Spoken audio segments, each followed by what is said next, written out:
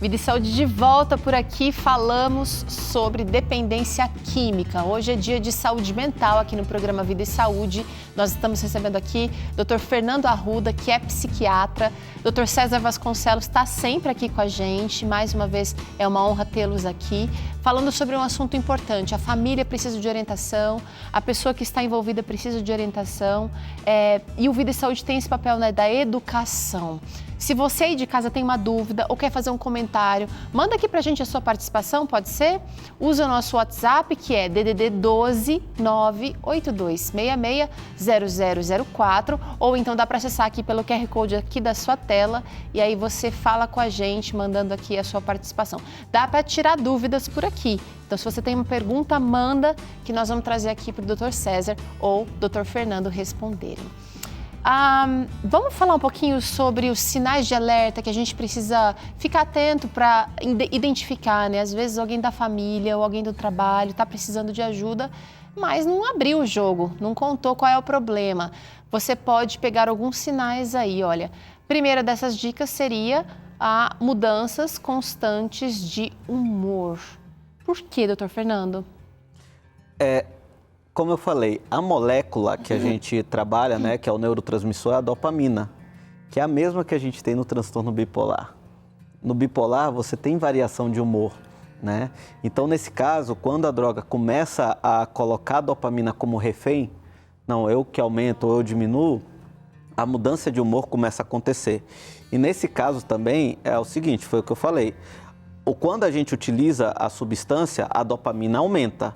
Mas chega um momento que mesmo você não utilizando, a dopamina quer aumentar, mas ela precisa da substância. Então ela vai fazer você ir atrás da substância. Se você não vai, você começa a ter essa variação de humor. Uma briga interna. Exatamente. Aí ele tá dando patada em todo mundo. Aí você fala, será que o problema não sou eu? Não, é ele. Por isso que ele está sendo tão irritado assim. E a gente vê isso no consultório. Às vezes chega um paciente irritado com a gente percebe que o problema não está com a gente, mas sim com ele. Então a paciência nesse momento também é importantíssimo para a gente não perder um pouco o vínculo com o paciente ou com o familiar. Tá. E aí a gente vê que a irritabilidade é um sintoma, né? Impaciência, nervosismo.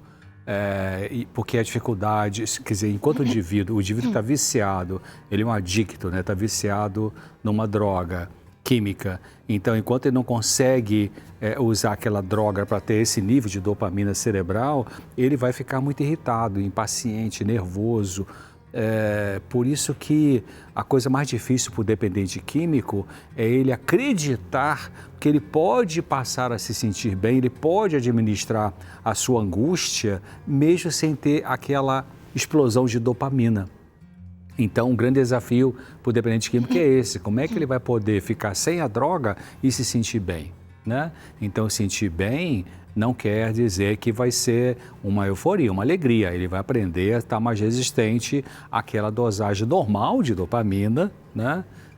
Por não estimular demais com o uso da droga. Vamos trazer outro sinal aqui de alerta? Que aí você vai juntando as peças do quebra-cabeça, o isolamento de familiares e amigos, aquela pessoa que gostava de passar tempo junto, de repente está agora mais reclusa. É aquela que a gente fala, né?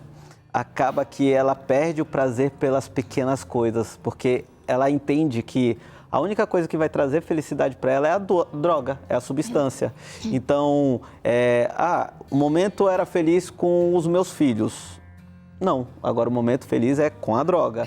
E o momento feliz é eu passear com os meus cachorros. Não, o momento feliz é com a droga. Então, por isso que ele começa se ele não tem a droga, ele faz de tudo para ter. Então, ele vende casa, vende carro. Isso daí é um nível aumentadíssimo da dependência, porque a dopamina ela só vai ser estimulada se tiver de acordo com a substância, porque as felicidades anteriores, que eram simples, que a dopamina já se elevava, o Dr. César acabou de falar, elas não conseguem ter aquele grau de satisfação se não for a droga. Então ele começa a perder esse vínculo, porque a única prioridade dele é a droga. Vamos trazer outro sinal de alerta aqui? Vem para cá, olha, o sono também vai ser modificado, então vai ter alterações nele e a falta de energia também. Por quê? Desgasta essa descarga de dopamina, doutor? Ela acaba sobrecarregando algum sistema e deixa a gente depois com um efeito rebote para baixo? No nosso corpo, tudo funciona em equilíbrio. Isso é uma base, tanto para a questão cerebral como também para o nosso corpo. Quando a gente perde esse equilíbrio através da substância, o nosso cérebro ele tenta recompensar de alguma forma. Como há uma explosão de dopamina, depois fica muito difícil de recuperar essa energia.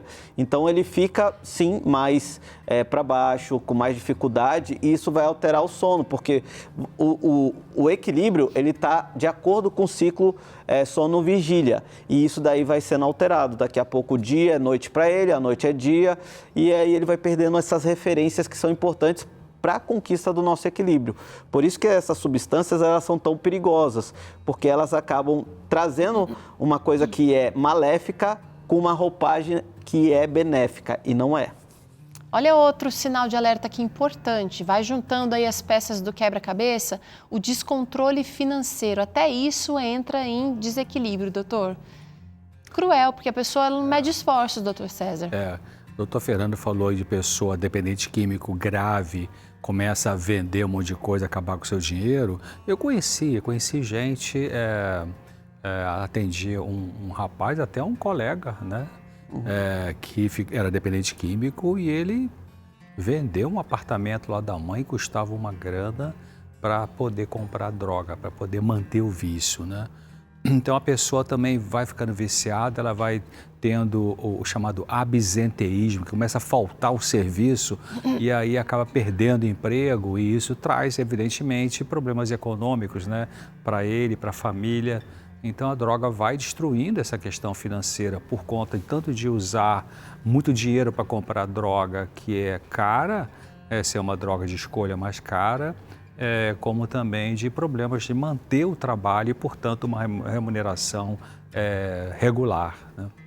O Dr. Fernando falou aqui agora sobre a perda de interesse nas pequenas coisas, que é mais um sintoma, um sinal de alerta que a gente pode observar. Então, a pessoa que de repente gostava de fazer algo em família, ou até algo por si mesma, né? Ela começa a se desligar dessas coisinhas, ela vai tendo perda de interesse, doutor? É o que a gente falou, né? A anedonia é perda de prazer pelas coisas que antes tinha. Vamos imaginar que o nosso cérebro, ele é composto por camadas. Então, as camadas mais externas são camadas mais cognitivas, onde que você sabe, isso daqui, a escolha vai fazer bem para mim ou vai fazer mal. E as camadas mais internas são aquelas camadas que são para nós vivermos. Então, a respiração, o comando da respiração, o comando do batimento cardíaco, ela está mais no meio do cérebro do que externamente. Tá. O álcool ou as substâncias químicas, elas vão como se fosse destruindo essas células mais externa, indo para o interno. Então, quando você começa a destruir essas células de tomadas de decisões, você começa a não ter mais aquela barreira de tipo, isso é certo ou errado? Tanto é que se a gente for... Perde juízo. Juízo. A gente vai ver os grandes crimes que aconteceram, que a gente liga a televisão, assiste e fala, não acredito que foi capaz de fazer isso. Se for estudar mesmo de uma forma mais profunda como foi aquilo, tem alguma substância química envolvida. Porque ela vai destruindo essa questão de certo e errado. Os grandes assaltos estão aí para isso. A pessoa ela coloca a sua vida em risco diante de uma subtração de uma pessoa que é de forma ilegal, mas ela tem coragem por quê? Porque a droga, ela anestesia isso e com o passar do tempo acaba causando uma destruição nessa região. Agora tem uma pergunta para os dois aqui, porque a gente está vivendo numa fase bastante confusa com relação ao que pode, o que não pode, politicamente, nacionalmente, né? E aí muita gente diz que o seguinte, não, mas isso tem determinadas drogas que causam esses efeitos, mas outras são mais amenas. Você trouxe aqui o uso da bebida, né? Mas tem a maconha, aí já pensei no crack, na cocaína, na heroína e outras tantas aí. Todas as drogas vão afetar, vão trabalhar dessa maneira dentro do cérebro, doutor? Sim. Estava até conversando com o doutor César aqui antes, que existem muitas coisas que saem na mídia, né? Tipo, quem já não ouviu aqui? Um copo de vinho faz bem para as células cardíacas. Mas esquece que nesse estudo, na continuação do estudo, mostra que aumenta o risco de AVC. Então, o que adianta você proteger seu coração e esquecer de proteger o cérebro? A maconha ela é recreativa. Existem mais de 54 estudos bem corroborados, bem embasados, com mais de 23 milhões de pessoas, que mostra que o uso de maconha vai aumentar o risco de esquizofrenia. A cerveja evita causa de demência. Mas esquece de falar que não é a cerveja com álcool, mas sim o lúpulo da cerveja que faz isso. E esquece que a cerveja ela vem com álcool. Então, são estudos que elas vêm para enganar. As grandes campanhas de mídia, onde que tem muito dinheiro por trás, para justamente manipular as pessoas que, tipo, não é tão errado beber, só um pouquinho não faz mal, só para se divertir não faz mal, e faz sim. É um grande problema porque a grande maioria, ela perde o controle e para voltar é muito difícil. A gente estava conversando aqui que casos de cocaína, de 5, só uma consegue se livrar desse vício. Então, perigoso. E uma também, brincadeira perigosa. Você sabe que o presidente da Associação Brasileira de Psiquiatria, nosso colega doutor Antônio Geraldo, ele apresentou uma mensagem no Senado brasileiro, agora recentemente, falando sobre a questão da descriminalização da droga, né, liberação da maconha e tal. Então ele mostrou claramente, claro, ele teve pouquinho tempo para falar, 10, 12 minutos, mas foi brilhante o que ele disse. Ele mostrou que a maconha não é uma droga inocente. Inofensiva. Né? A maconha é lesiva, então não é uma droga recreativa. O pessoal até confunde, a maconha é bom para a saúde, que estão fazendo a maconha medicinal. Não é a maconha medicinal, é uma substância específica que tem ali na maconha. Então, o doutor Antônio Geraldo falou brilhantemente, mostrando que se for liberado no Brasil, vai prejudicar muito a população brasileira. E eu já publiquei artigos pesquisando esse assunto em alguns estados americanos e outros países que liberaram o uso da maconha, quais foram as consequências naquela comunidade. As consequências são sérias, não foi brincadeira, não melhorou nada, só piorou, deteriorou um monte de jovens ali por causa da liberação. Então, maconha, especificamente, não é uma droga inocente e ela nunca deve ser usada. Muito bem, a gente segue falando aqui de sinais que podem indicar o uso de drogas e a gente está construindo aqui um conjunto, talvez o último que a gente vai trazer agora seja a falta de concentração. Eu quero pensar nisso porque às vezes a pessoa está dispersa, né? E foco. Está sem foco, começa a fazer uma coisa, não termina, não consegue, porque a droga também destrói neurônios nesse sentido, doutor? Porque para concentrar a gente precisa ficar ali focado e a informação precisa ser transmitida. Eu já tive um caso de um paciente que falou, eu acho que eu tenho TDAH, porque agora a doença da moda é o TDAH, né? Déficit de atenção ou hiperatividade. E aí ali naquela conversa ele falou, não, eu tenho um uso diário de maconha, eu faço para ficar mais relaxado. E o que acontece? No TDAH, o neurotransmissor que é responsável pela concentração é justamente a dopamina, que é o centro da questão da dependência.